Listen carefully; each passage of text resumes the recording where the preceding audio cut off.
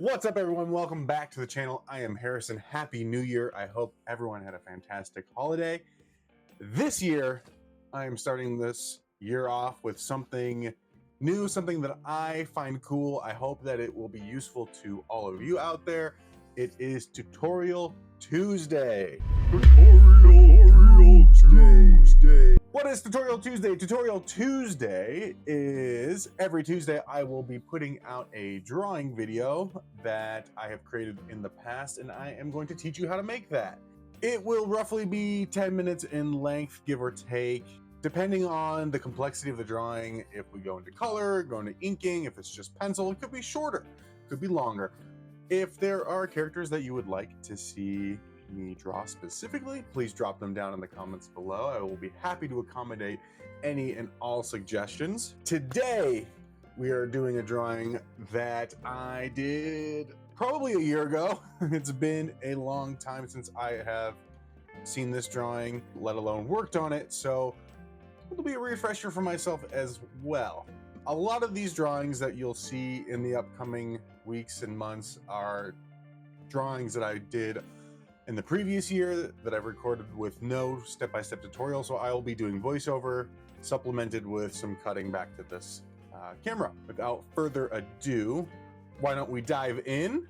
Feel free to pause along the way if something isn't quite making sense. A lot of these weren't really structured to be tutorials, so once we get caught up, a lot of the tutorials will be taught as I'm drawing, so it should make a little bit more sense moving forward. But until we get there, they'll probably be voiceover styles. So if things get a little sticky, I may pause the video myself and explain some things. I might jump in with my tablet and draw over just to explain some things more. But for now, we're gonna go with this. Let's dive in. So I'm using a 3x5 note card here and a lead pencil. I was doing a promotion for my feature film, which is why it's so small. Step one, you can see I am blocking out the shape of the torso and the head. I'm just getting a general sense of where things will sit. I'm not really committing to any lines or any final decisions. You can see I'm using the eraser. It's just about blocking out shapes. Now I pull in the big eraser because I realized it's a bit too small and it was gonna be just a really far away image of the man with no name. So I decided to go a little bigger. So what I'm doing is I have a reference photo off to the side. I'm using a lot of the negative space to kind of dictate where things are going. You can see I blocked in the torso, I added the head, and now I added the line for the brim of the hat. And now we're gonna drop in some details. We don't need this to be super precise. It's almost like a caricature. I'm not really going for identical features. I just want the essence of the character, especially in this first initial step where I'm just trying to block in things, get the positioning of features right. You can see that his eyes, his eyebrows are very simple lines. Maybe on the eyes I picked up the pencil once to draw on the little dash for the under eyelid, but Clint Eastwood has that very iconic squinty eye, sun in the face kind of look, so his eyes are pretty much closed all the time. So a simple dash, a couple lines here and there will do the trick. Everything is super simple. This face is so small that we don't really need a lot of big expressive shapes. I'm dashing in his beard, throwing in a couple hairs for his mustache and little soul patch. We can go back and fill that in later. And now I'm gonna start adding some swoops for the hat. So when you're trying to copy something from a reference, always look for shapes. Look for things that you can identify as bigger chunks of the piece and not necessarily, I'm trying to copy the hat.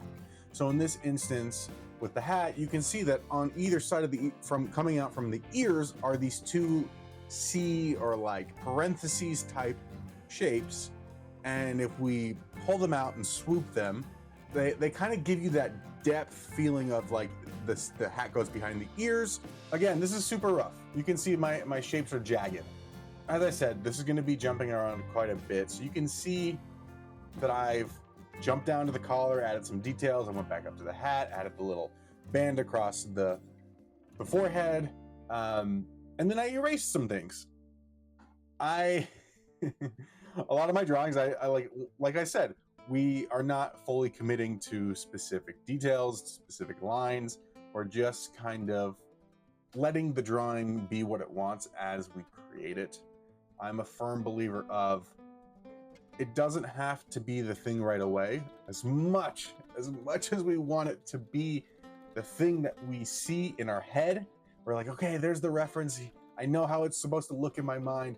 And then you try so desperately to spit it out and get it right onto the paper that it doesn't really turn out that way always.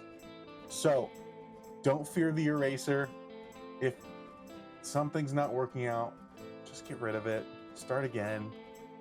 Maybe you just need to change a few things. Like I had to go in and change the shape of the eyes and shape of the nose. It just wasn't, for me, it didn't fit.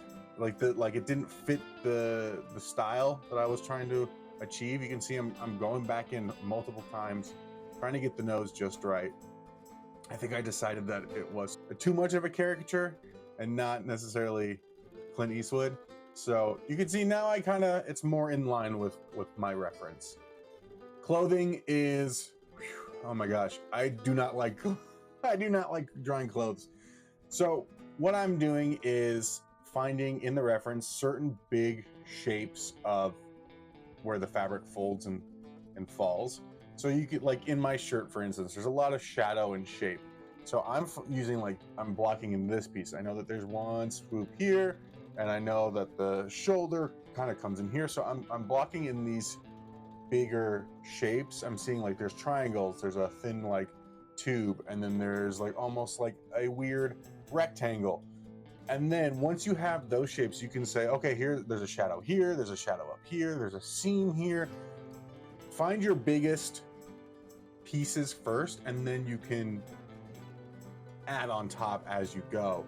Trying to find the details and then expand on the details first makes it a little bit more difficult, because then you end up trying to cram things in instead of like, here's the shape, and maybe not all of the folds and wrinkles fit inside, but some of them do, and you're really just trying to get the gist. Unless you're trying to be a hyper-realistic artist, depending on your style or what you're trying to accomplish with your drawing, having so much detail might hinder your creation. It could end up being in this weird, uncanny valley of hyper-realism and cartoon. So sometimes too much detail can kind of ruin your drawing. So once we have all of our key elements in, we can add our shading, give it some depth. I really find that shading in your piece, once you're at a happy spot, you can really see what needs to be reworked, added. You can see I peeled away the tape and was finishing the torso, adding in some texture of his vest. And now I'm going back in and throwing in the details, like the little pattern on his poncho. And that's the pencils. Super simple, straightforward, nothing crazy, because we're jumping into inks. So I have my light box. I'm taking my drawing and I'm taking another 3x5 note card. And what I'm doing is tracing the outline of the man with no name, the pencils we just finished, so that we can have a clean ink. I like to do this on pieces that it's a toss-up. It depends. Sometimes I will do this for every single drawing. I will take the pencils and then put it on the light box, draw over it, and so that I have just a finished pencil drawing, and now I have an inking drawing. And then sometimes I'll even do it a step further, where I'll do it just the pencil work for the colors. That is what I did for this. So I literally there are 3 copies of this drawing. That way we have some clean inks. My main focus here was just doing classic inking techniques, thick and thin lines, finding the areas that needed a little bit more expression, and I would just add a little bit more ink or a little bit more pressure to that area. You can see I jump into the Sharpie to fill in those really big chunks of just solid black ink. And what I really like to do is start with those bigger areas first, like the areas that are just solid black ink, because those are going to be your darkest spots. And then you want to contrast the rest of your drawing with complementary inks. Like if this side is all dark, solid black ink, and this is all white, maybe a few lines here, it's gonna feel out of balance. Like you're gonna say like, oh, this side feels heavier for some reason, or it just looks darker. Well, yeah, of course, because this one's majority white. So I like to start with the darkest area first, because then it will help dictate like how much extra lines and hash marks and things that we add to other areas to kind of make a complete rounded drawing. Once your ink is set, you can erase it, and then boom, see, back to pencils. Now we're doing markers. My technique in coloring, especially with marker, and I do this when I'm painting or I'm digitally painting in Photoshop, I start with one color and I fill in that whole area, and I just do one flat pass. So you can see I did the poncho, doing the hat. Everything will have a flat pass, if you will, just so that we have all of the tones. And as I'm saying this, I clearly didn't do that, because now we're jumping back into the poncho. So, you know what? I think I know why I did this, because both the colors, the hat and the poncho, were the same color, and I didn't want to forget which color that was. So, yeah, sometimes I contradict myself. But you can see that I did flat color, and then I went back in with the shading. So that's what we're going to be doing with the skin tones, the vest, his undershirt. So now that we have his skin tone in, I'm blocking in the darkest shadows. I'm just blocking in where I'm leaving open where the light is hitting his skin, and filling in the rest with the darker skin tone. Coloring a drawing is one of those things that it is trial and error. It is just feeling it out. You can see I'm going back in certain areas and layering in grays, adding in different colors. Not necessarily colors, sorry, just different grays to deepen the shadows and add more contrast to what we're looking at.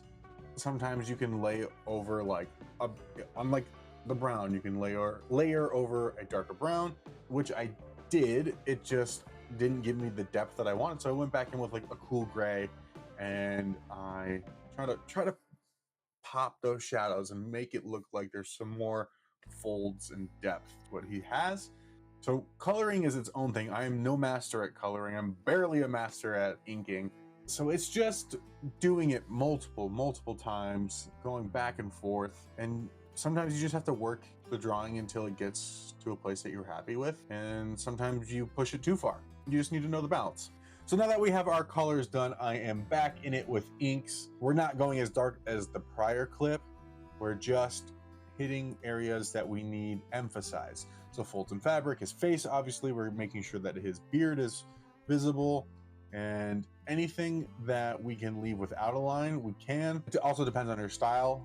If you're going for a cartoony look, or if you're going for like that manga look, there's kind of a line everywhere to help indicate certain things, folds in fabrics, wrinkles in skin, scars, stuff like that. And there we have it. The man with no name, Mr. Clint Eastwood. If you have not seen these movies, I urge you to watch them because they are so good. The classic spaghetti western. Woo! Masterpiece. I'm currently in pre-production for my own feature film. It's my first feature film, and it is a western, which is why I made this lovely drawing.